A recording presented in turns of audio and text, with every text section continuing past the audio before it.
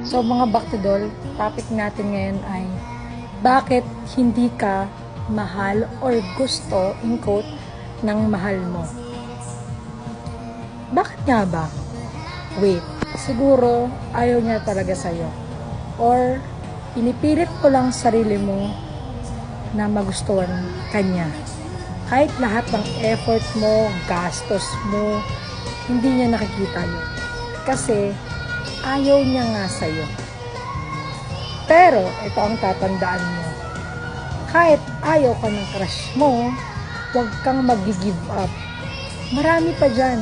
Marami pang tao o babae, lalaki, bakla, tomboy man yan. Kung sino ang gusto mo, i-push mo. Huwag kang mag-i-stay sa ayaw sa'yo. Kasi ikaw lang ang masasaktan na. Ikaw lang ang masasaktan dyan. Ikaw at ikaw lang. Paulit